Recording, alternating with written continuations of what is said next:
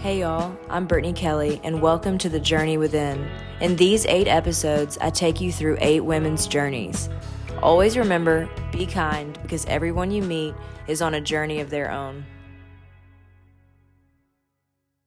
Hey y'all, I'm here with Naomi Cooke Johnson, one of my real authentic hippie friends, and we've already been eating some plants in the woods today. We'll get into that a little bit later, but it's a little chickweed. I know, it's so much fun. Thank you so much for being here with me. I'm so I'm excited honored to dig into your story and just let our listeners know a little bit more about you. Thanks. I'm so excited to do this. I love you. This is great. I know. We're like in Fern Gully over here. Check us out, Fern Gully.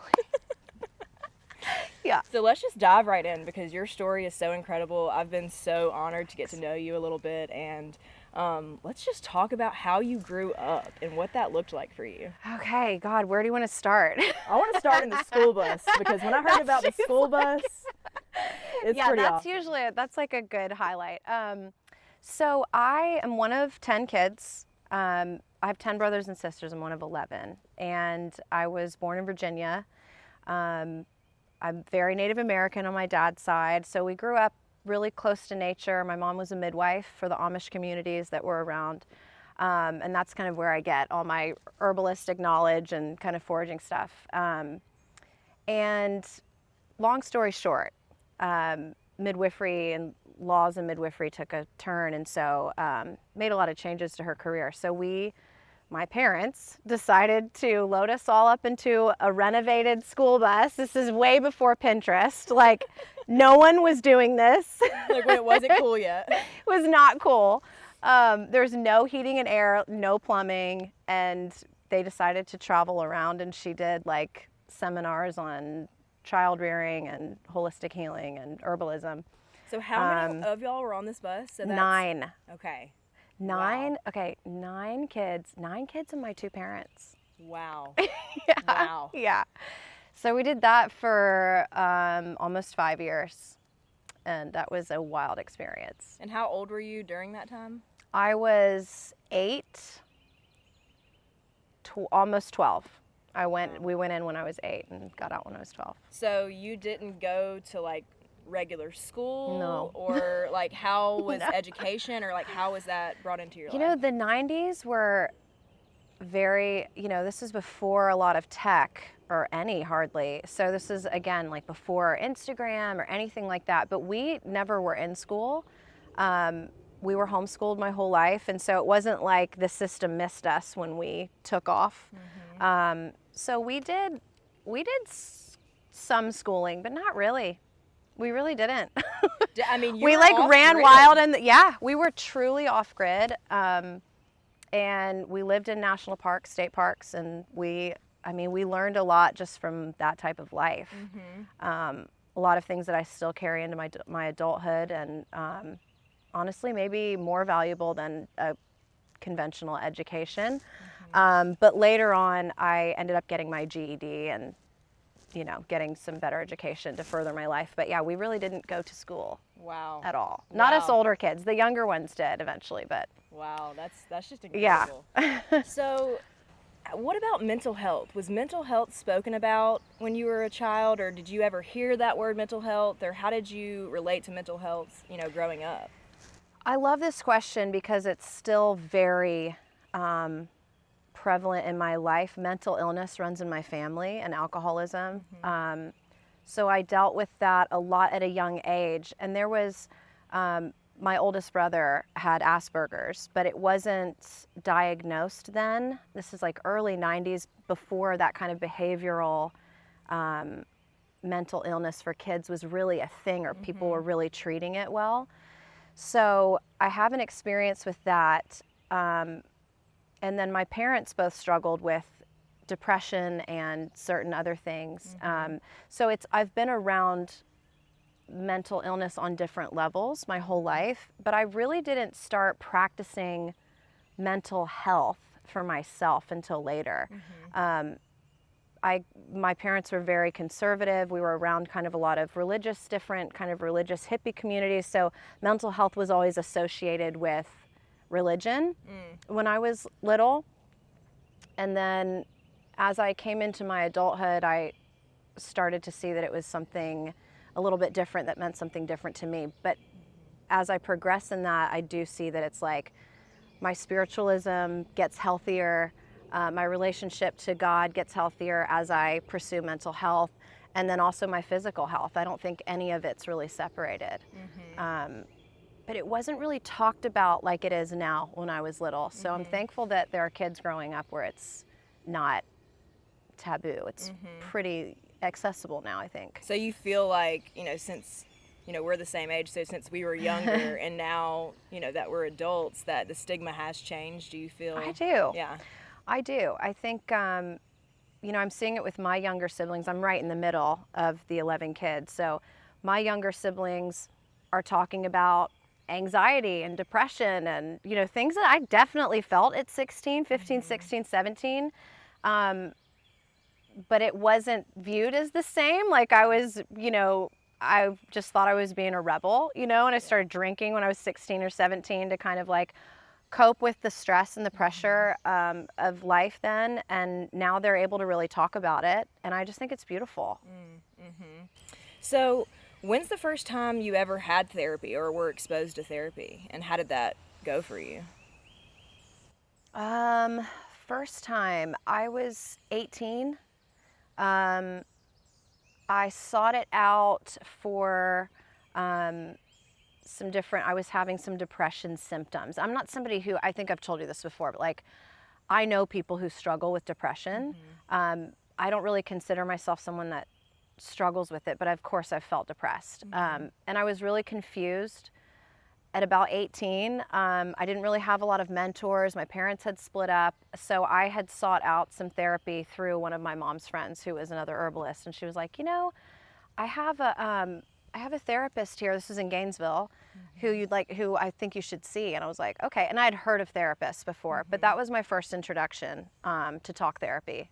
And it was awesome. It was this sweet older man, like kind of a father figure, and it was an extremely healing, positive experience. So did you like have the initiative to go to therapy, or did someone suggest that to you? Someone suggested it to me. Were you scared? Were you nervous? Were you? I'm very curious by nature, so I wasn't scared. I was excited and kind of like, okay, yeah, like totally. I want to see what this is. Yeah. So what would you tell someone? Because I know when I was younger, I was, when I was 17, I was suggested by many people around me from what I was going through, the traumatic situation that I went through. Talk about a story. Yeah. This girl, I'm going to interview you next. Okay. I'm not kidding. But I just remember like at 17, like just feeling a lot of resistance and I was very scared and I was very nervous and I didn't want that therapist to really see me. So like, what would you tell someone if they're watching this that, no matter what age they are, that they're just a little nervous or a little scared? Like, did you have breakthroughs? Like, do you regret it? Do you, wish you would have started sooner? How? I do. I wish I would have started sooner, but I wasn't someone that had those resources available. I grew up super poor.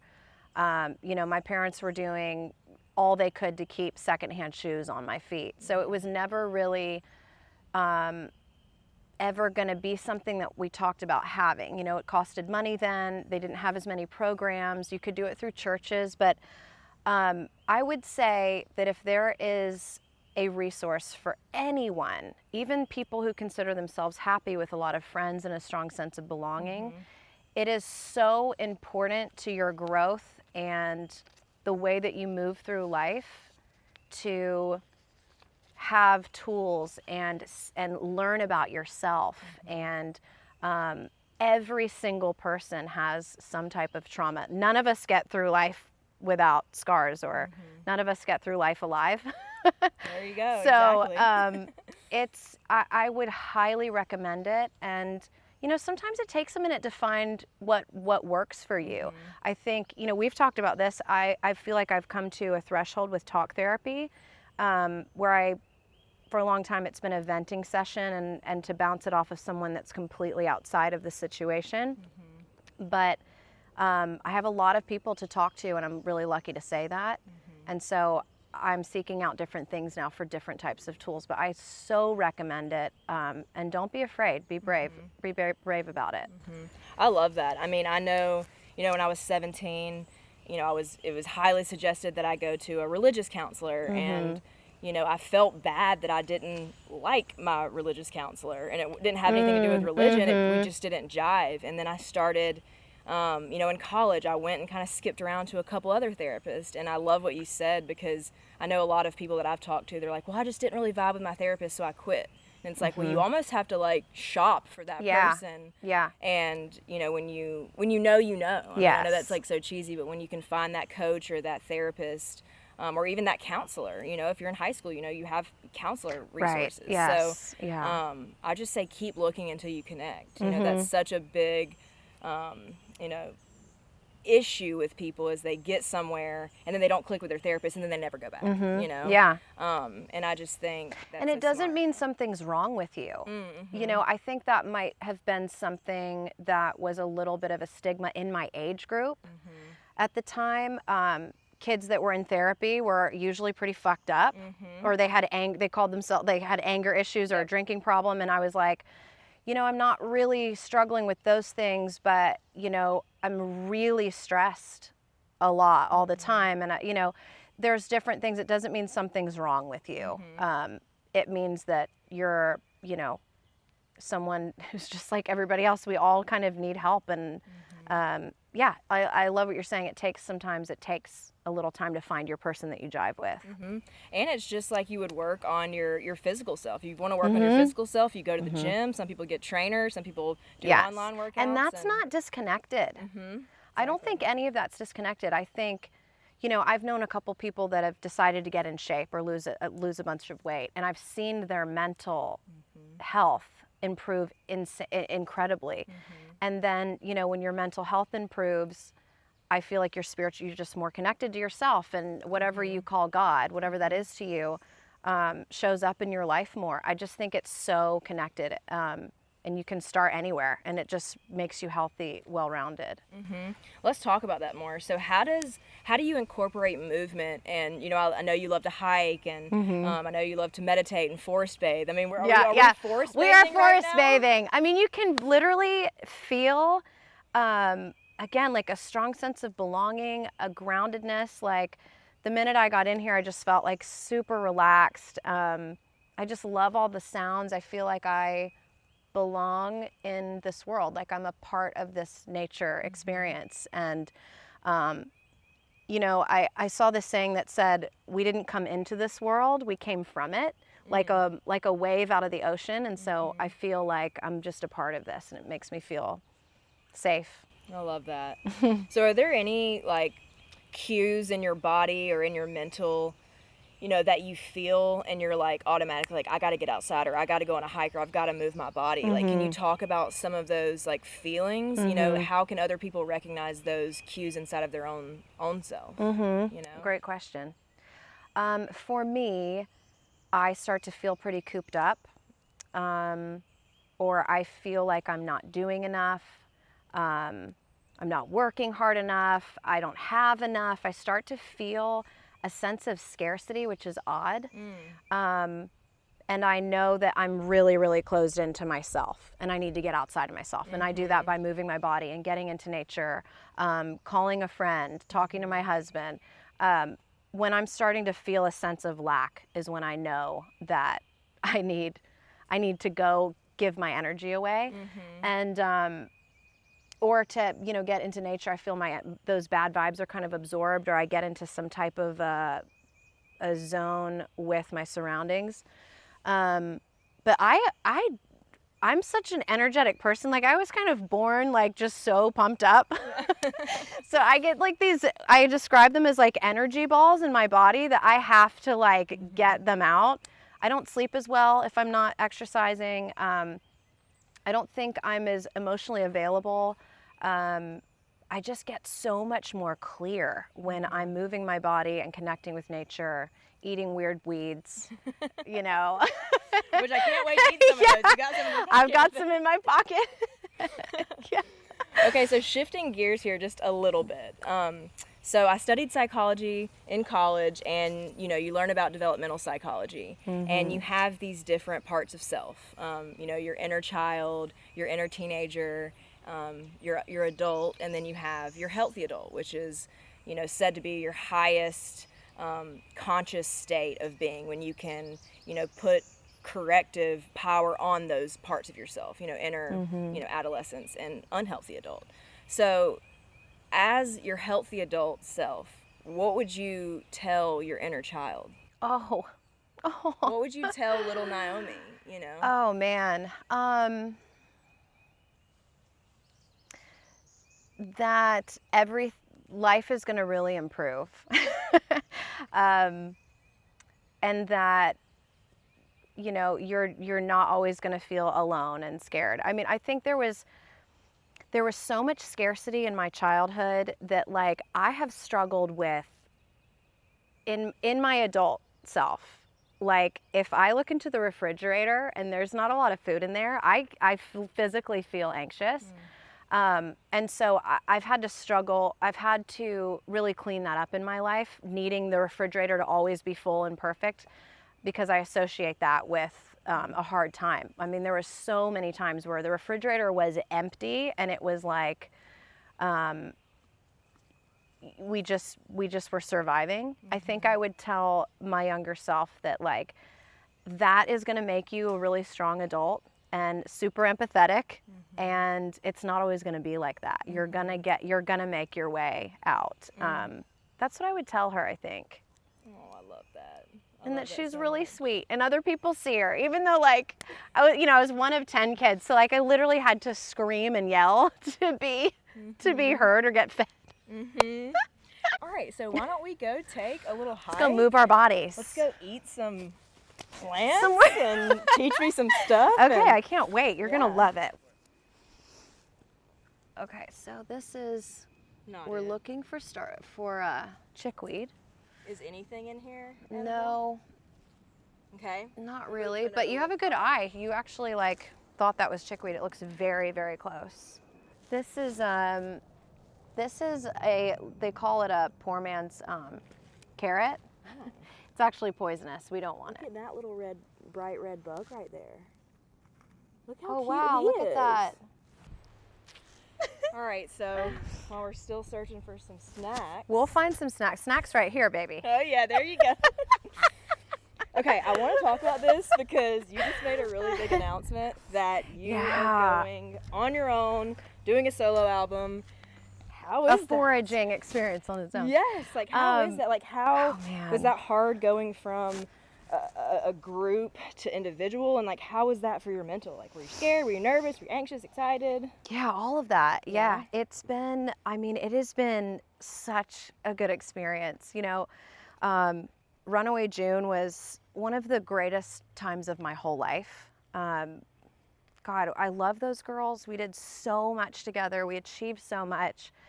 We made such great music. I mean, we did things that I never even thought we would. And it just was time for me to tell my own stories. Like, I'm touching on some things with you today that a lot of people don't know about me, and I've never really been able to sing about. And that's really what it was about. The songs that I'm going to sing now were not ever meant for Runaway June. They're my stories, and I don't want to force that on the other two girls, and it's just time. It's time, and it's so been exciting. But I was freaking scared. It took me like years to do this and to find the right time, and I want it to be right for everybody.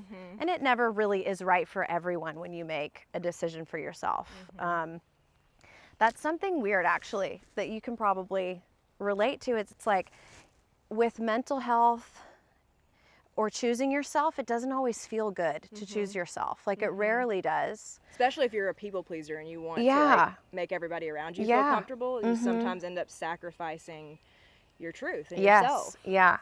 And so I had to just do it, and it was terrifying. It still is. I don't know what's going to happen, but I mean, that's part of life. And that's what faith is to me, is like, you don't always know what the turnout is going to be, but you have to follow your heart and your gut and the signs that you know, God, whatever that is to you, puts in front of you, and, you know, you walk and you take steps without seeing what's next, you know, but I feel alive. I feel alive, and I feel, you know, I feel like I'm doing the right thing, and it's been really great. And I've had a lot of signs that have affirmed that for me. So I love that so much. I'm just so happy excited for you. I'm so excited Thanks, for the girl. world to hear your music. Thanks. It's so exciting. Okay, I have Thank one you. more question for you, and then we got to find a snack because I'm hungry. Okay. But so one of the graphics that we have, it Yes. says everything is the Oh, teacher. yeah. What does that mean to you? Do you feel like everything, like good or bad, that you've gone through, like has been a teacher? Do you Absolutely. Yeah. Absolutely. I would say probably most people have that answer. Yeah, I think that it takes a lot of perspective to see the bad things and what that has taught you, you know, and not get wrapped up in the trauma that can happen. Again, if you're seeking the right mental health counseling and doing the right things, you can really start to separate yourself from the bad and see how it is a teacher, and see how you can grow from that, and see how you become stronger and smarter. Yeah, the good and bad have really taught me. It's so crazy. Like, your life prepares you for your life. Like, I literally lived on a school bus with 8 other people, you know, and then fast forward, like, that's my job now. I live on a bus with 8 people. It's insane. It's literally like, you can't, you know, I didn't think about that until it was happening. I'm like, I'm back on a bus, much nicer bus. Yeah. But yeah, it's got AC. But yeah, I think, you know, me not being in school, I wish that when I was a kid, I definitely think I would have done sports, and, but I wouldn't be here where I am today, and I wouldn't have the people skills that I have today had I had conventional education. I think I really learned how to make friends and learn people and authentically connect with people. And I'm not sure that I would be that way if I was just bombarded with a lot of stuff young. So maybe I would, but I don't know. I think everything prepares you for life. And if you're seeking to be healthy, you can really kind of set yourself outside of that and figure out what it is, you know? But yeah, I totally believe that. That's a great thing to wear on your body. I mean, I just love it so much, because it's like, no matter what you go through, it doesn't have to define who you are. Your traumas aren't who you are. It's just what you've gone through. Yeah. And I truly believe that everything in life is either a blessing or a lesson, you know? Totally. And you're like a living testament to that. Yes. You know? You could have been, you know, a certain way about your childhood or your upbringing, or held grudges, and, you know, what you've gone through is just incredible. I was for a minute. I was an angsty teenager. Like, if my mom let me wear makeup, my mom was such a hippie. She would not let us wear makeup. I would have been like black eyeliner, like, oh, I hate my life, you know, like it was. But yeah, I grew out of that pretty quick, I think. Yeah. Because I knew my power early. So that was great. And I'm so close with my siblings that, like, anything I went through, they were going through too. So I was able to, I'm so blessed in that regard to have, you know, 10 other people that have had the same experience as me. And that is incredibly healing, a huge blessing. I love that. Well, thank you so much for having this conversation Thank you with for me. I love you so much. And It's been so fun. I mean, look at where. I know, this is so gorgeous. It's beautiful. All right, well, I'm hungry. Let's find some All right, snacks. let's eat some grass.